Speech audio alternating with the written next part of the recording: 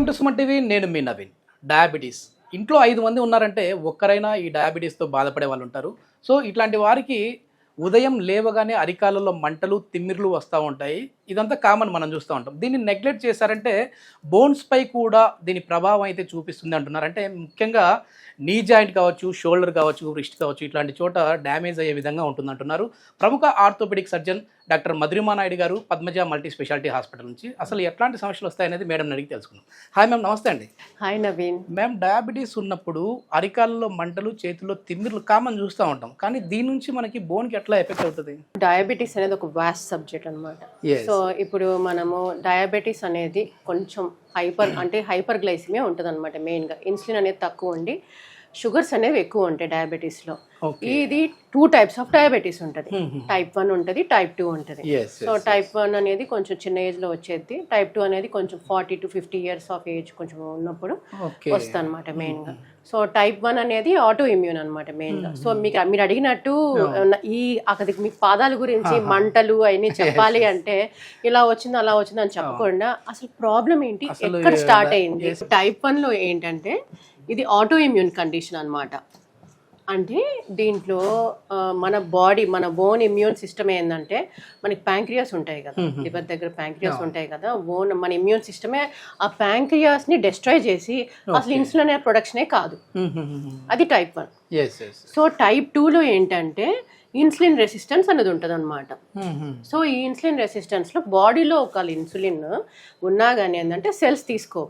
So insulin resistance అనేది type 2 old age లో కొంచెం లైక్ గ్రేటర్ దెన్ 40-50 years లో, అంటే ఈ మధ్య అసలు 30-40 అనే కాదు, కొంచెం యంగ్ ఏజ్ లో కూడా డయాబెటీస్ వస్తుంది. బికాస్ ఆఫ్ లైఫ్ స్టైల్ అనేది ప్రాపర్ గా లేక జంక్ ఫుడ్స్, ప్రాసెస్డ్ ఫుడ్స్ తీసుకోవడం వల్ల కూడా ఇలాంటి టైప్ 2 అనేది మనకి కనిపిస్తుంది అనమాట. సో ఇప్పుడు ఒకవేళ అన్కంట్రోల్ షుగర్స్ ఉన్నాయి అంటే షుగర్స్ ఎక్కువ, గ్లూకోజ్ కానీ ఎక్కువ మన బాడీలో ఉంది అంటే ఎట్లనో ఇన్సులిన్ ప్రొడక్షన్ అనేది తెలియదు పాపం వాళ్ళకి షుగర్ ఉందా లేదా అని. ఈ హై షుగర్స్ ఏం చేస్తాయంటే మన బాడీలో ఉన్న ప్రోటీన్, అమైనో యాసిడ్స్ గ్రూప్స్ ఉంటాయన్నమాట, వాటితో కంబైండ్ అవుతాయి. కంబైండ్ అయిన తర్వాత ఒక బేస్ ఫామ్ అవుతుంది అనమాట. షిఫ్ట్ బేస్ అని ఒక బేస్ ఫామ్ అవుతుంది, which is very unstable compound. So దీని నుంచి ఈ అన్స్టేబుల్ అన్నప్పుడు ఏంది, వెంటనే ఇంకో ప్రోడక్ట్ కి కన్వర్ట్ అయిపోతుంది. సో దాని నుంచి వచ్చేది ఏంటంటే అమెడరీ ప్రోడక్ట్ అని ఒక ఫామ్ అవుతుంది అనమాట. సో ఈ ప్రోడక్ట్ అనేది ఏంటి, ఇది కూడా ఏంటంటే very unstable and dangerous product. ఇది వెంటనే ఒకటి ఫామ్ అవుద్ది, అది అడ్వాన్స్డ్ గ్లైకేటెడ్ ఎండ్ ప్రొడక్ట్స్ గా ఫామ్ అవుతుంది. ఇదే మెయిన్ వెరీ డేంజరస్, అన్నిటికీ రెస్పాన్సిబుల్ అనమాట. సో ఈ హై షుగర్స్ వల్ల అందరు హై షుగర్స్ వస్తే న్యూరోపతి వచ్చింది, బట్ ద బ్యాక్ ప్యాథోఫిజియాలజీ అంతా ఇది. సో దీని నుంచే మనకి హార్మ్ఫుల్నెస్ అనేది దీని నుంచే వచ్చింది. సో మీరు చెప్పింది ఇప్పుడు డయాబెటిక్ న్యూరోపతి. సో డయాబెటిక్ న్యూరోపతికి వచ్చినప్పుడు ఈ అడ్వాన్స్డ్ గ్లైకేటెడ్ ఎండ్ ప్రొడక్ట్స్ అనేవి మెయిన్ గా ఏంటంటే కొల్లాజన్.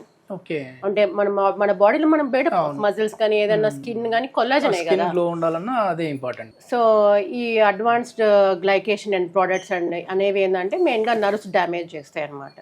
ఈ నర్వ్ ఏదైనా కానీ నర్వ్ డ్యామేజ్ అయినప్పుడు ఏమవుతుంది, తిమ్మెర రావడం, మొద్దు పారిపోవడం, బర్నింగ్ సెన్సేషన్ రావడం, మెయిన్ గా హ్యాండ్స్ లో కానీ ఫీట్ లో కానీ జరుగుతుంది. సో దిస్ ఈస్ పట్టుకున్నా తెలియకుండా జారిపోతూ ఉంటుంది. This is mainly because of ఈ పాథాలజీ వల్ల మనకి వస్తుంది అనమాట. ఇప్పుడు ఓకే మ్యామ్, మీరు చెప్పారు, అర్థమైంది. అది బోన్స్ కి ఎట్లా ఇబ్బంది ఉంటుంది అంటే ఇప్పుడు చాలా మంది కూడా డయాబెటిక్ ఉన్న వాళ్ళలో ఫ్రోజన్ షోల్డర్ అంటూ ఉంటారు. అసలు చేయి పైకి ఎత్తాలంటే భయపడిపోతూ ఉంటారు, అది రాదు. ఎందుకు అట్లా స్టిఫ్నెస్ వస్తుంది? మెయిన్ గా ఇదే అండి రెస్పాన్సిబుల్ మళ్ళీ. సో ఈ ప్రాసెస్ అంతా హై షుగర్స్ ఉండడం వల్ల ఈ బేస్ ఫామ్ అయ్యి ఇలాగ అన్స్టేబుల్ ప్రోడక్ట్ ఫామ్ అయ్యి మళ్ళీ ఒక డేంజరస్ హార్మ్ఫుల్ ప్రోడక్ట్ ఫామ్ అయిన తర్వాత మన క్యాప్స్యూల్ అనేది ఉంటుంది అనమాట షోల్డర్ జాయింట్ లో చుట్టూ. ఇది యాక్చువల్లీ గ్లీనాయిడ్. ఇది మన హెడ్ ఆఫ్ హ్యూమరస్. దీన్ని ఏంటంటే బాల్ అండ్ సాకెట్ జాయింట్ అంటారు. మన మెడికల్ టర్మ్స్ లో గ్లీనోహిమరల్ జాయింట్ అంటారు.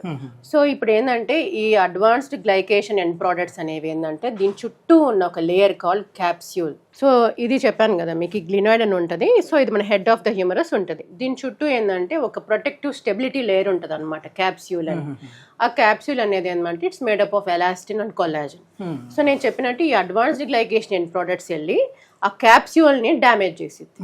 సో దాన్ని డ్యామేజ్ చేయడం వల్ల సో మీ క్యాప్స్యూల్ అంతా డ్యామేజ్ జరిగినప్పుడు ఏమో ఇన్ఫ్లమేషన్ ఫామ్ అవుతుంది, అంటే వాపు లేని లాంగ్వేజ్ చెప్పాలంటే వాపు ఇన్ఫ్లమేషన్ అయ్యి ఆ లోపల ఇంటర్నల్ గా దెబ్బతినడం వల్ల ఏంటంటే క్యాప్స్యూల్ అంతా దాని పని దాన్ని చేయకుండా స్టిఫ్నెస్ వచ్చేసింది.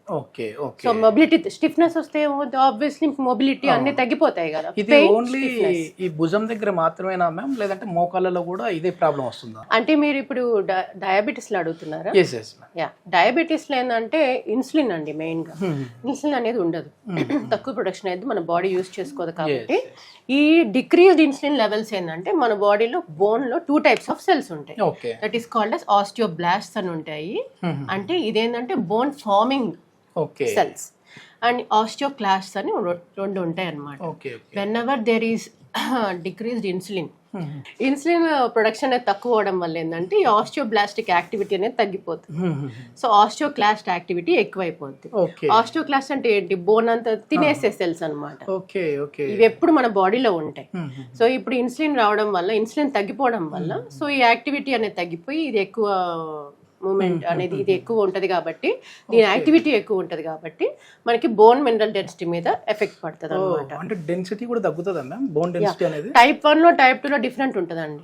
టైప్ 1 లో ఏంటంటే మీకు బోన్ మినరల్ డెన్సిటీ అనేది తగ్గొచ్చు. Okay, decrease bone mineral density అవ్వచ్చు. అంటే దీంట్లో ఏంటంటే బోన్ మినరల్ డెన్సిటీ బాగానే ఉంటుంది టైప్ 2 లో, but quality of the bone అనేది ఎఫెక్ట్ అవుతుంది. క్వాలిటీ పోయి వీక్నెస్ అన్నమాట, డిక్రీజ్డ్ క్వాలిటీ అయ్యి వీక్నెస్ అనేది డెవలప్ అవుతుంది బోన్స్.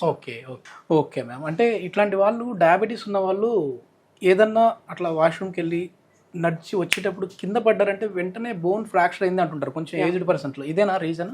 2 types ఆఫ్ రీజన్స్ ఉంటాయండి. మెయిన్ గా ప్రాక్సిమల్ న్యూరోపతి అని ఉంటుంది, తర్వాత డిస్టల్ న్యూరోపతి అని ఉంటుంది. సో కొంతమందికి ఏంటంటే నర్వ్స్ ఎఫెక్ట్ అవుతాయి కదండి న్యూరోపతి అంటే. చెప్పాను కదా మీకు టింగ్లింగ్, నమ్నెస్ వచ్చి కొన్ని హై అంటే లేట్ స్టేజెస్ లో ఏంటంటే స్పర్శ కూడా తెలియదండి వాళ్ళకి. ఏమైనా దెబ్బ తాకితే కూడా చిన్న దెబ్బలు తాకి అనుకోండి, అవి కూడా స్పర్శ తెలియవు కదా. హాట్ వాటర్ పడినా కానీ తెలియదు అనమాట. అలాంటి కండిషన్స్ లో ఏంటంటే కొన్నిసార్లు వాళ్ళు పడింది కూడా తెలియదు, ఫ్రాక్చర్ అలా అవుతాయి. ఇట్లాంటి వాళ్ళకి ట్రీట్మెంట్ ఏంటి మేము? ఎందుకంటే డయాబెటీస్ అటాక్ అయిన వాళ్ళు ఖచ్చితంగా ఇంట్లో ఒకరైనా ఉండే ఉంటారు. వాళ్ళందరికీ కూడా చాలా యూజ్ఫుల్ ఇన్ఫర్మేషన్ అయితే ఇచ్చారు మీరు. మరి దీని ట్రీట్మెంట్ ఏంటి మన పద్మజ మల్టీ స్పెషాలిటీ హాస్పిటల్లో? ఏదైనా కానీ షుగర్ కంట్రోల్ చేయాలి. షుగర్ అనేది కంట్రోల్ కంపల్సరీగా చేసుకోవాలి. సో మీకు ఈ చెప్పిన ఏజెస్ అని చెప్పాను చూడండి, ఇది మీరు డయాబెటీస్ లోనే ఉంటుందా అంటే ఇది ఎక్కువ ఉంటుంది. నార్మల్ పీపుల్లో కూడా ఉంటుంది. యా, నార్మల్ పీపుల్లో లైక్ ప్రాసెస్డ్ ఫుడ్స్ తీసుకున్నా, బర్గర్స్, పిజ్జాస్ తిన్నా కానీ, పాస్తాస్ తిన్నా కానీ, ఇన్స్టాంట్ నూడిల్స్ అని తింటుంటారు, పొటాటో ఫ్రైస్, ఫ్రెంచ్ ఫ్రైస్, అలాంటివన్నీ వాటిల్లో ఏంటంటే ఇది ఎక్కువ ఫామ్ అవుతుంది అనమాట. సో డయాబెటీస్ లో ఇది చాలా ఎక్కువ ఉంటుంది, నార్మల్ పీపుల్లో కూడా ఉంటుంది. ఓకే. ఆర్థో సర్జన్ అంటే ఫిమేల్ డాక్టర్లలో ఇప్పుడు డిజిటల్ మీడియాలో ఎక్కడ చూసినా మీరే కనపడతా ఉన్నారు. సో మీ దగ్గరికి వచ్చే వాళ్ళు ఎక్కువ ఫిమేల్స్ వస్తున్నారా, మేల్స్ వస్తున్నారా? అంటే ఓపీలో ఫీమేల్స్ ఎక్కువ వస్తారండి. ఇంకా పడి ఫ్రాక్చర్ లేని వాళ్ళు మేల్ ఫీమేల్ ఇక దాంట్లో అందరూ ఉంటారండి. ఎక్కువ మెయిల్స్ వస్తారు. ఫ్రాక్చర్లే పాపం దెబ్బలు దాకి అన్ని ఇంకా లిగమెంట్ ఇంజరీస్ కానీ మేల్స్ లోనే ఎక్కువ. ఎట్లాంటి ట్రీట్మెంట్ మెయిన్ చేస్తున్నారండి ఇక్కడ మెయిన్ గా ట్రామా అండి, రోడ్ ట్రాఫిక్ యాక్సిడెంట్ ఇంజరీస్ కానీ, స్పోర్ట్స్ ఇంజరీస్ కానీ చేస్తాము. హిప్ రీప్లేస్మెంట్స్, నీ రీప్లేస్మెంట్స్ బాగా చేస్తామండి. స్పైన్ సర్జరీస్ కూడా చేస్తాం. ఇది మొత్తం మీద ఏంటంటే డయాబెటిక్ అటాక్ అయిన వాళ్ళకైతే చాలా జాగ్రత్తగా ఉండాలి. వాళ్ళు ఎట్లాంటి ఫుడ్ తీసుకోవాలనేది కూడా చూసి తీసుకోవాలి. ఎందుకంటే చాలా వరకు ఈ పిజ్జాలు, బర్గర్లు తినడం వల్ల కూడా డయాబెటిక్ అటాక్ అయిన వాళ్ళని మనం చూస్తూ ఉన్నాము. సో మీ ఫుడ్ కంట్రోల్ ఒకటే కాకుండా మీకు సింటమ్స్ అంటే అరికాళ్ళలో, చేతుల్లో మంటలు, తిమ్మిర్లు వస్తూ ఉన్నాయని చెప్పి ఆ టైంలోనే డాక్టర్ని, ఆర్థోపెడిక్ డాక్టర్ని కూడా, అంటే దీనికి సంబంధించి న్యూరోనే కాదు ఆర్థోపెడిక్ డాక్టర్ని కూడా కన్సల్ట్ అయ్యారంటే ఫ్యూచర్లో మీ బోన్ డెన్సిటీ అనేది కోల్పోకుండా ఉండడం కోసం కొన్ని రకాల మెడిసిన్స్ కూడా సజెస్ట్ చేస్తూ ఉన్నారు. సో దీనికి సంబంధించి ఏదైనా ఫర్దర్ ఇన్ఫర్మేషన్ కావాలంటే కాంటాక్ట్ నెంబర్ ప్రొవైడ్ చేస్తూ ఉన్నాం, మీరు నేరుగా హాస్పిటల్ వారితో మాట్లాడచ్చు. Thank you ma'am. Thank you Naveen.